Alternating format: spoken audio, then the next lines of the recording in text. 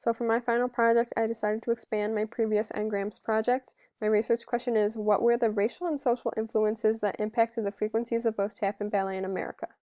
So I used the article by Allen, which talks about a revival in dance as pretty much a basis for all of my research. Some of the components of a revival that Allen mentions are repopulation, such as one social community appropriating a practice from another, reconstruction, altering, replacing elements, renaming, resituation, which basically is just changing the environment, and a restoration. So starting off with tap dance here, as I mentioned in my previous video, tap dancing is pretty much accredited to African and Irish Americans. We see here comparisons between African Americans and Savage Irish were common. This pretty much just leads you to the fact that they're both very discriminated against groups, so it's not a huge surprise that tap dancing in any of its forms weren't mentioned in the 1800s a lot, because there weren't a lot of books or anything really being published anyways, so it's not a huge surprise that dance associated with these two lowly groups wasn't being talked about in print at all. So starting off with the components of Irish dance, their distinguishing property is a complicated rhythmic music of the feet. The jig, the reel, and the hornpipe are at once the most difficult and the most highly elaborated dances of the clog and shuffle type. In them are passages in which the feet tap the floor 75 times a quarter of a minute. So basically you already see how a lot of these sort of Irish dance steps and dances themselves had a huge influence on American tap dance. As I mentioned before, African religious dance also played a huge part in the formation of early tap dance, mostly because it included a lot of shuffling of the feet. So the first real combination we see of this Irish dance and this West African dance is called minstrel juba dancing. It's a fused Afro-Irish jig in which the Irish influence was absorbed and transformed into an Africanist context so much soon that the jig became associated primarily with African Americans. So then after doing some research on juba dancing, I found that it was primarily just common in this sort of minstrel setting, and according to the OED, minstrel is a member of a band of entertainers with black faces performing songs and music associated with black communities of the southern United States. So even as tap dance sort of started to evolve from two different cultures and being mashed into one, you have it still primarily being associated with African Americans, just because the people who were performing it while they were white, they were still wearing blackface. So around the turn of the century, there is this new style of dance called buck and wing that becomes popular. Pretty much the only reason that I could find why it became as popular is just due to a shift to ragtime music, as well as the popularization of a show called In Old Kentucky. So this In Old Kentucky show was pretty much just based around this sort of buck style dancing, and the reason that it was so important is because it featured white actors and black musicians and dancers. So here you have instead of, white people just mocking black people on stage, you have black people being integrated into the shows, which is very important.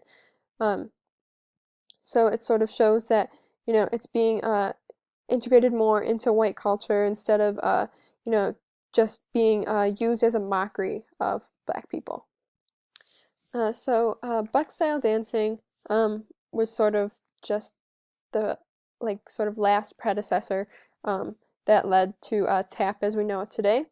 The only main differences between buck dancing and tap dancing were that buck dancing, the soles of the shoes were wooden, and the dancers mainly stayed in one spot on the stage. They didn't move around too much. So as sort of vaudeville came into play, these minstrel type shows sort of just came into the vaudeville circuit. and buck and wing style dancing becomes more popular during this time. And in the vaudeville circuit, you actually would have this rule called the two-color rule. Basically what it is that a black dancer has to be accompanied by a white dancer or other white performer on the stage at all times. Otherwise, they would be sort of relegated to what you would call a black vaudeville circuit. So I think the reason that this had an impact is because it integrated black dancers into what was a primarily white show. So you have tap being integrated even more into white culture at this time. So as tap continued to be integrated into white culture, you have it becoming more popular in Broadway shows and adapting into tap as we know it today due to a show called No No Nanette, which is the first show that credited metal taps, as you can see here. So then in the late 1920s, sound films were invented. These sound films then gave birth to musical films. One of the top musical films of its time is Top Hat. It is the second highest grossing movie of its year, starring Fred Astaire and Ginger Rogers, and it was nominated for 2 Oscars. This was important because Fred Astaire and Ginger Rogers were both white tap dancers, who were very famous, obviously, for their time. So basically what I'm getting to here is that I think the main reason for the spike in tap dance during this time was because it became associated with white people and it became a part of white culture and wasn't only delegated to African Americans. However, it would still not be as popular as ballet because of the racial ties that it has for its time. So the second sort of rise you see in tap dance occurs in the early to mid-60s. The only real source that I found that mentions one possible reason for this rise was tap dancing in America, and it accredits this rise to the Equal Rights Amendment to the Constitution that the Senate was supporting at that time, because tap was mainly seen as a man's thing because of these challenges that were very common with it. Women were seen as weak and lacking the physical strength they needed to perform these rhythm-driven steps, etc., etc. They weren't seen as competitors and couldn't engage in this tap challenge. So this author is sort of basically saying that, due to sort of, this like second wave of feminism that was occurring at that time, women sort of were becoming more used to or engaging more in tap dancing. Obviously, at that time, you also have the civil rights movement occurring, which opened up a lot of opportunities for African Americans, especially in sort of the liberal arts world. Here we have 2 famous tap dancers, Gregory Hines and Savion Glover, both African American, and becoming popular in the late 70s, mid 80s, 90s. I think a lot of the sources sort of credit them with revitalizing tap because they were able to, take it back from, in a way, from white culture and, make it their own again. And I do think that that had definitely sort of influence on the rise of tap again. So moving on to ballet. As I said in my previous video, ballet was created in Europe and was highly associated with the Renaissance and the kings and the courts of that time who made ballet shows into how we know them today. So the first time that ballet really pops up in America is right after the Revolutionary War. You have American companies being formed due to the increase of well-trained European artists coming to America. So dancers, or at least people who wanted to be dancers, were able to be trained by these European artists coming to America because they would go to see their shows. you also had dancers going abroad at that time to be trained. So ballet was relatively inaccessible just due to the fact that going to the ballet was expensive and generally seen as an upper class thing. And being trained, you'd have to obviously have a connection to a European dancer, which you would only probably have if you were in the upper class, or if you went abroad, which would obviously cost you a pretty penny. So due to its inaccessibility to the average person, it's not a huge surprise that it wasn't super popular.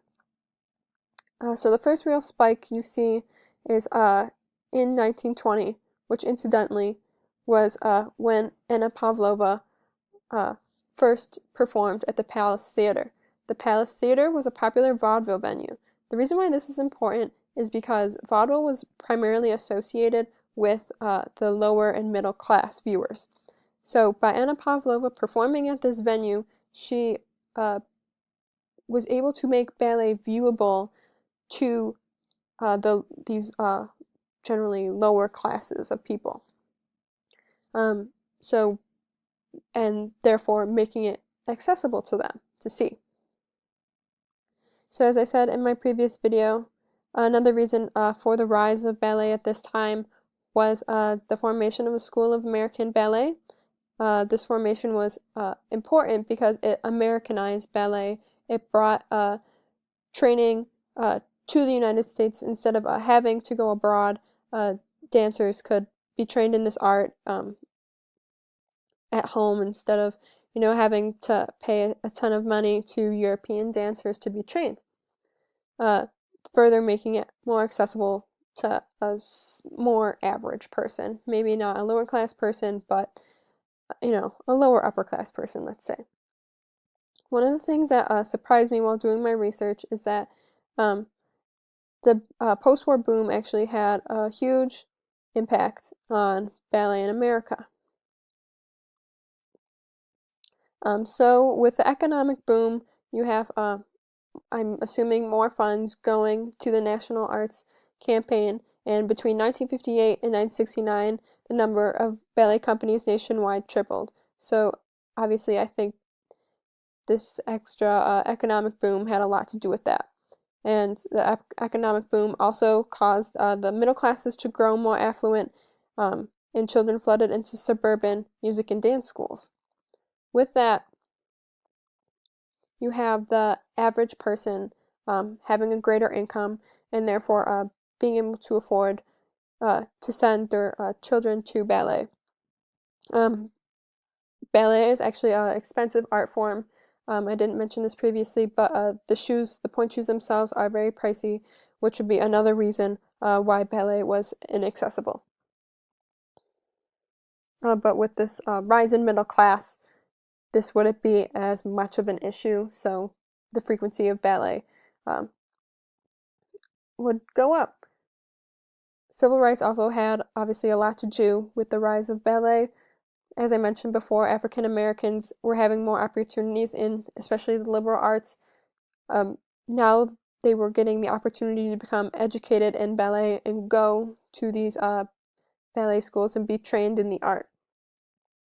The dance theater, of Harlem, which was the first black ballet, opened in 1969, further making it more common for African Americans to be associated with ballet. The Nutcracker also made its CBS debut in 1958, so I think that also would have had a huge impact on ballet at that time. Modern dance also reached a peak during this time. While it was actually different than ballet, a lot of critics and a lot of people writing about it associate it with ballet just due to the similarities in technique, so it's no surprise that these two sort of correlate in that way. Overall, I think race and social class were the two biggest reasons that the frequencies in tap and ballet differed, and even though ballet did become more accessible to African Americans and the lower and middle classes over time, I think the reason it's more popular is because it was associated with white upper class people.